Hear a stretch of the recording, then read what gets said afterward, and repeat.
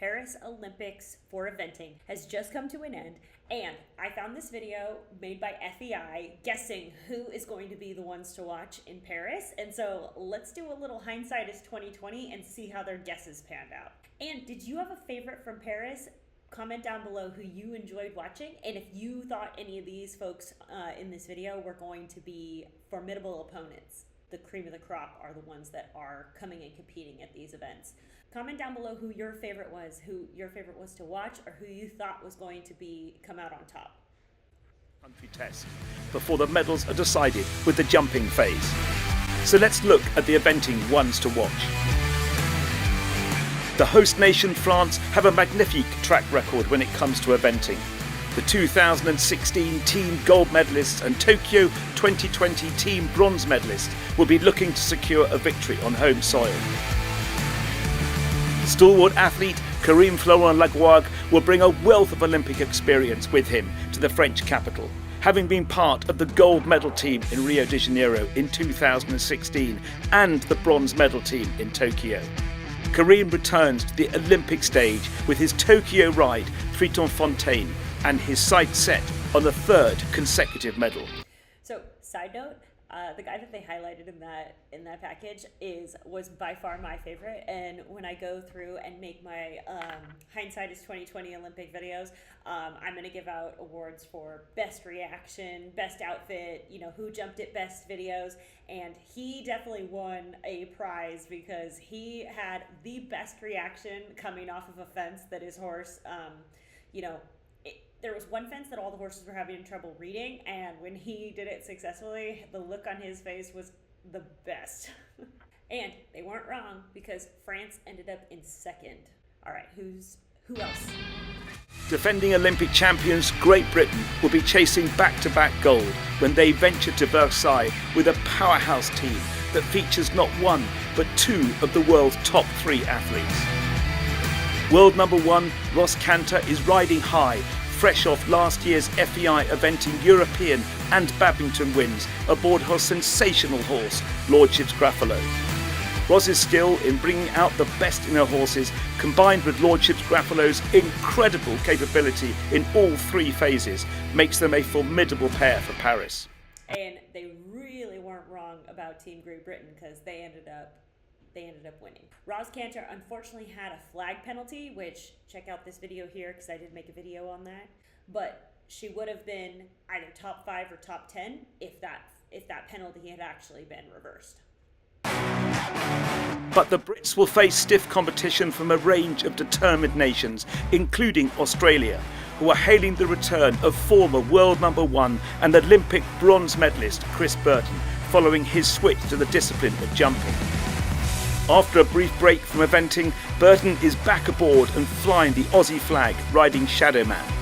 Chris is not the only medalist to line up for Australia, with the team boasting two further Olympic stars in Shane Rose, who rides Virgil, and Kevin McNabb riding Don Quidden. Both combinations have a Tokyo silver medal under their belt, and they're back to try and do one better in Paris. So Team Australia, their crystal ball did not work unfortunately this time because while Chris Burton on Shadowman ended up individually second, which that was one of my favorite horses to watch in Paris. So unfortunately Kevin McNabb pulled up early and so they got a penalty for a non-finish, and then they also got a penalty for a replacement athlete. So it was 200 points for the early retirement on cross country, and it was 20 points to actually put in a sub for the third day of jumping. Better luck in 4 years for Australia when everyone's going to be coming to LA. Germany's Michael Jung is a legend of the sport, with Olympic medals and World Championship titles to his name. He is one of the most successful event riders in history. In Paris, he will be riding Chipmunk FRH, who is known for his agility, precision and sensational dressage scores, often giving them a strong head start in Phase 1. The pair were part of the silver medal team in Tokyo 2020 and promised to be a dominant force once the competition kicks off, bringing some high expectations in Versailles.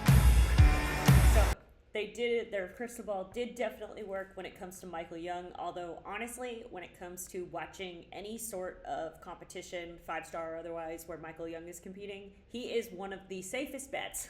And he ended up winning the individual gold and also becoming the first person to win the individual gold 3 times. Unfortunately, Team Germany had some trouble out cross country. One of their players ended up falling. Like I said, there was this bogey fence out on cross country, and unfortunately, some of the horses just couldn't read it, and then they had like just freak misses, and so their team suffered the consequences of one of those falls. But Michael Young definitely came home with the glory, and of course, nobody can forget Julia Carrà.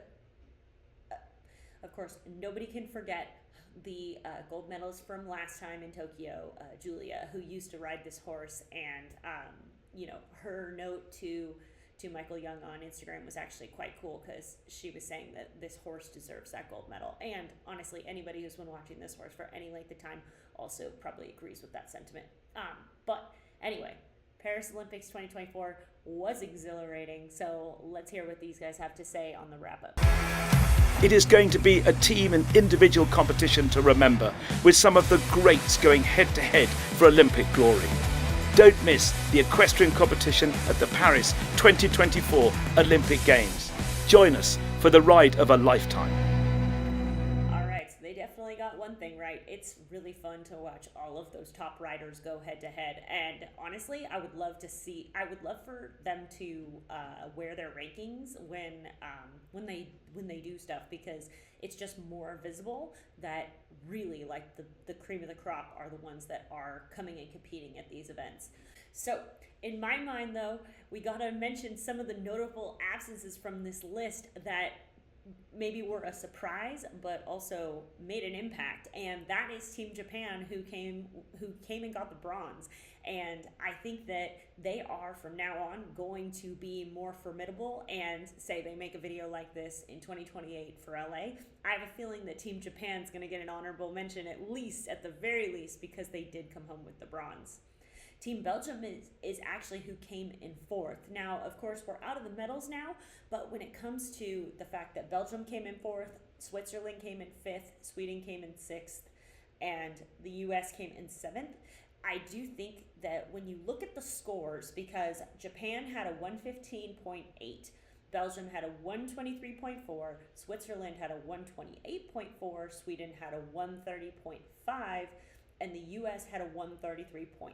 So Japan is right on up there. There's multiple rails that separate Japan from Belgium, but when you go from 4th to 7th, that's only the span of about 2 to 3 poles, just depending on, from top to bottom. It's 2 or 3 poles. So I would say in LA in 2028, if some of these teams do some homework and fix some of the issues that they faced, mostly out on cross country, then I think that this leaderboard could very easily be shaken up, because frankly, that's not very many poles.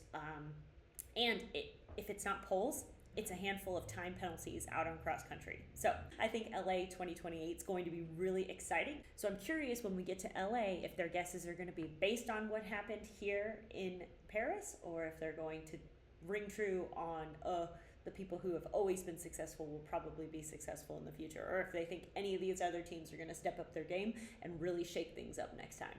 But since I don't have a crystal ball, I'll see you when we get there.